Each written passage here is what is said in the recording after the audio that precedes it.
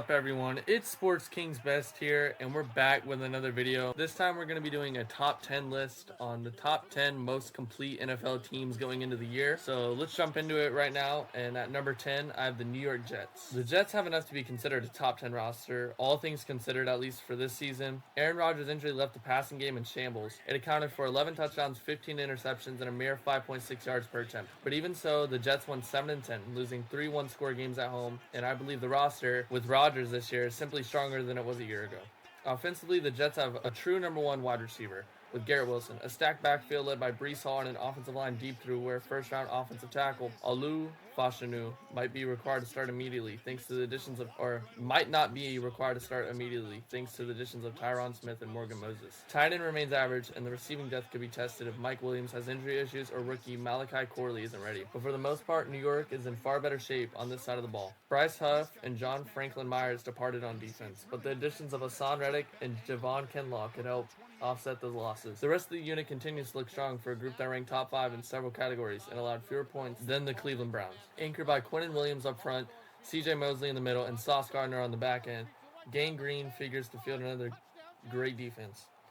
There might be questions about head coach Robert Saleh and offensive coordinator Nathaniel Hackett, but the Jets' talent is stronger than many are ready to admit. If Aaron Rodgers is healthy, there is a playoff contender in New York. At number 9, I have the Cleveland Browns. The Browns arguably made one of the only one major veteran addition this offseason and had a depleted draft deal, but the amount of talent that returns from the injuries helps put them on the list. Jerry Jeudy arrived via trade and remains a question of sorts, but he adds weaponry to an offense that hasn't been as effective as Cleveland's defense. Amari Cooper, David Njoku, and Jerry Jeudy likely open the season as Deshaun Watson's top receiving options, but watch out for Cedric Tillman and Elijah Moore too. Watson remains a wild card, but at least he was rounding into form before the season-ending shoulder injury flared up. Running back Nick Chubb and right tackle Jack Conklin are still working their way back from major knee injuries, and the Browns' top 3 tackles all were hurt last year.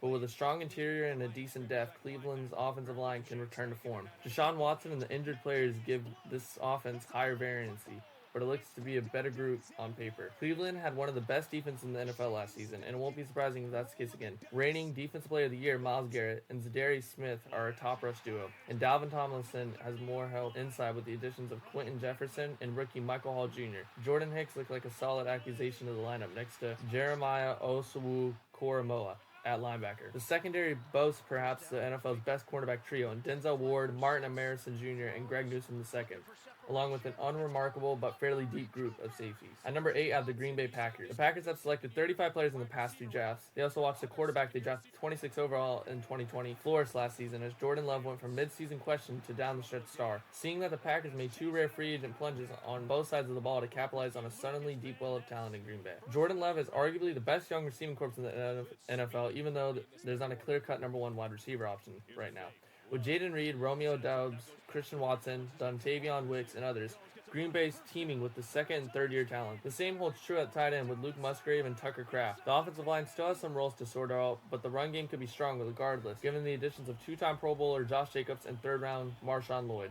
The additions of safeties Xavier McKinney makes a good defense better. The Packers allowed some big pass plays and didn't force enough turnovers last season. There's a pretty stout front, more promise at linebacker, and enough cornerback talent outside of Jair Alexander to solidify that position. The nucleus of Alexander, Rashawn Gary, Kenny Clark, Preston Smith, Quay Walker, and Luca Van Ness, and others can make this a top 12 unit by season's end. At number 7, I have the Houston Texans. What a difference a year makes. The Texans weren't devoid of talent prior to last season, but they most certainly weren't roundly considered among the most well-stocked teams. Following Rookie of the Year seasons from CJ Stroud and Will Anderson Jr., it's hard to not see what they've been building in Houston. A few more aggressive moves this offseason only underscored that effort. After seeing how advanced Stroud was in the year, the Texans chose to go all in with trades for Stephon Diggs, Joe Mixon, and Ben Skowronek on offense and the signings of Danielle Hunter, Aziz Al-Shir, Denico Autry, and a slew of veteran defensive backs on defense. Combining them with a strong group of first, second, and third year talent gives Houston a roster several other clubs will be dying for. A strong group of pass catchers now with Stephon Diggs, Nico Collins, Tank Dell, Robert Woods, and Noah Brown, along with the return of tight end Dalton Schultz. They were hamstrung as an offense with an inconsistent run game, which the arrival of Mixon figures to boost, and the long offensive line, which was the beset significantly by injuries a year ago, appears to be in far better shape now. The pass rush of Will Anderson and Danielle Hunter will be a big part of the defense. Could use more plays from its linebacker unit and as a secondary that might take some time to meld. But don't overlook Houston's special teams. which are among the best in the league that season. D'Amico Ryans and Nick Cassiro are putting a solid group together as young Texans try to barnstorm their way into another playoff appearance. At number 6, I have the Cincinnati Bengals. The Bengals went 9-8 last season despite being without Joe Burrow for 7 games and having to face arguably the league's toughest schedule. That's a testament to the talent they've collected. T. Higgins requested a trade back in March, but he said in April he expects to play for the team in 2024. So it sounds like we'll see Higgins and Jamar Chase once again from one of the best 1-2 wide receiver punches. They're backed by more depth from recent drafts. The offensive line was once a problem, but appears mostly fixed after a few years of repair work. The biggest questions on offense are at running back, where Chase Brown and Zach Moss are top options, and tied in with Mike Gesicki, Drew Sample, and Tanner Hudson atop the depth chart. The defense suffered a backslide last season, but has the talent to return to be respected again. A reunion with Von Bell helped solidify a shaky secondary, and defensive tackle Sheldon Rankins helps offset the loss of DJ Reader in free agency. Trey Hendrickson leads a good rush unit, while Logan Wilson and Jermaine Pratt comprise one of the league's most underrated linebacker duos. Do the Bengals have enough in the secondary to get by? I think they do. The return of Burrow, a top 10 quarterback, means Cincy should be in the Super Bowl hunt once more.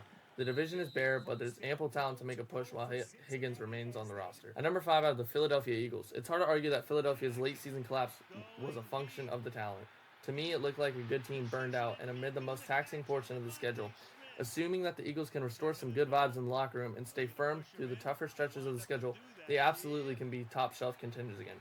The retirements of Jason Kelce and Fletcher Cox cannot be overlooked, and some positions offer far more depth than others. The secondary is a young group with 2 rookies possibly playing big roles, and linebackers remain a question until proven otherwise. But other than that, there aren't really any more problems anywhere on the team. The offense looked like an elite unit, especially after the additions of Saquon Barkley, Jalen Hurts. Took a step backwards last season though, but he has star traits and 2 top-tier wide receivers, with A.J. Brown and Devontae Smith, as well as a quality tight end in Dallas Goedert. That's a great group of playmakers, even if there's a drop-off thereafter. Led by Jordan Mailata and Lane Johnson, the O-line has the makings of another strong group, although Kelce's departure creates a giant hole in the middle. The Eagles' recent drafts have had more of a defensive bend, with their past 4 first-rounders all coming on the defensive side of the ball, with Jalen Carter and Jordan Davis are a wicked duo inside, and the pass rush combo of Josh Sweat and Bryce Huff looks like a good one. Devin White is a wild card at linebacker, but the secondary looks far more established with the return of C.J. Gardner-Johnson and the drafting of cornerback Quinyon Mitchell and defensive back Cooper DeJean. At number 4 are the Detroit Lions. When Brad Holmes took over as the Lions general manager in 2021, he inherited probably one of the 10 worst rosters in the NFL, maybe bottom 5, but Holmes and his staff have made sweeping changes in the 3+ years since then, and have turned the Lions into one of the most league's more fun teams to watch. Jared Goff might not be elite, but last season proved you can absolutely win with them. Similar to the 49ers, the Lions are just so talented at most positions, allowing a very strong supporting cast to hold the entire operation together. There aren't any truly weak positions in Detroit now. Safety and wide receiver might be a little lean after a certain point of the depth chart. The special teams remain a small question, and the Lions would really love for another front 7 defender or 2 to level up. But across the board, there's nice starting talent and decent enough depth. The Lions' offensive line is one of the league's very best. There are fine playmakers in Amon-Ra St. Brown, Jahmyr Gibbs, David Montgomery, Sam Laporta, and potentially Jameson Williams if he takes another step. They all benefit from the return of the offensive coordinator Ben Johnson. Defensively, there are strong talents on all 3 levels for what to be an improved unit. With Aiden Hutchinson is already a star, Brian Branch might turn into one soon, as could emerging talents such as Aleem McNeil, Afutu Melifanu, and Jack Campbell. There's a good collection of glue guys such as DJ Reader, Alex Anzalone, and Derek Barnes among them. Depth issues at cornerback were addressed with the trade for Carlton Davis and drafting of Terrion Arnold and Ennis Rakestraw Jr. I'm a Lions fan, so I really hope they can do good this year. At number 3, I have the Kansas City Chiefs. The Chiefs are beautifully flawed, by no means perfect, and arguably less talented than several teams on this list, but quite gifted nonetheless. But measuring football talent is not easy. Some positions are simply more important than others, starting with the quarterback, where the Chiefs have the best player in the world. With Patrick Mahomes, brilliance can overcome some of the shortcomings of a roster as we've seen during back-to-back Super Bowl championships.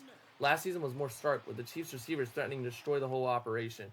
But even with Rashid Rice offseason legal troubles leading into questions about his status for 2024 campaign, the additions of veteran Marquise Brown and first-rounder Xavier Worthy helped stabilize the group and provide more vertical speed. Mahomes is joined by other elite or borderline elite offensive teammates, with tight end Travis Kelce and another future Hall of Famer and offensive lineman Creed Humphrey, Joe Thuney, and Trey Smith, along with some solid contributors such as Isaiah Pacheco and Jawan Taylor. And the genius of Andy Reid, there's more than enough here. Following the trade of Ladarius Sneed, the Chiefs don't have many top-tier defenders outside of Chris Jones and Trent McDuffie, but there's a strong corps of contributors on every level of Steve Spagnuolo's group.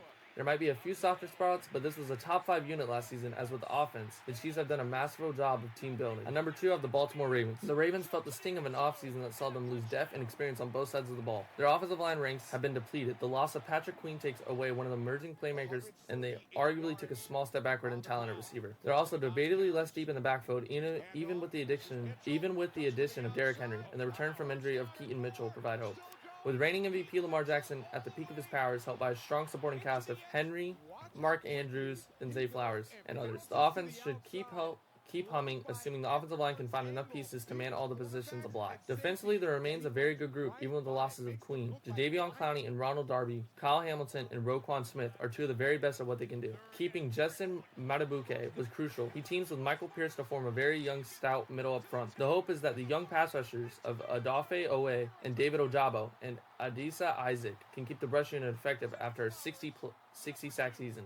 The Ravens special team might not have been quite as dominant last season as in years past, but this remains a group that ranks up in there with the best rosters in the NFL. And at number 1, the San Francisco 49ers. You can't have a list of the best rosters and not offer up the 49ers. They may not be as strong at quarterback as other teams featured on this list are, but Brock Purdy showed growth last season. Plus, he is arguably the best play call in this business. And Kyle Shanahan has a terrific supporting cast with Christian McCaffrey, Brandon Ayuk, Deebo Samuel, and George Kittle are arguably as good as the best playmakers they are in the NFL today. There are a few Niner units that might not be truly special, such as the offensive line, even with Trent Williams' secondary and special teams. But there really isn't a position that you can't consider a glaring weakness. The defense was a top 10 unit a season ago and will bring back standouts such as Nick Bosa, Fred Warner, Tre'Davious Ward, Dre Greenlaw, Javon Hargrave, and Talona Hufanga. The depth across the board, but especially on defense, is better than it was a few years ago. That's impressive considering the number of bold, expensive moves the team has made to land star talent. Even without an elite quarterback, the Niners have as few questions about the roster as almost any team in the league. Comment, subscribe, turn the notification bell on, and let me know what you guys think about these top 10 videos, and I will see you guys next week.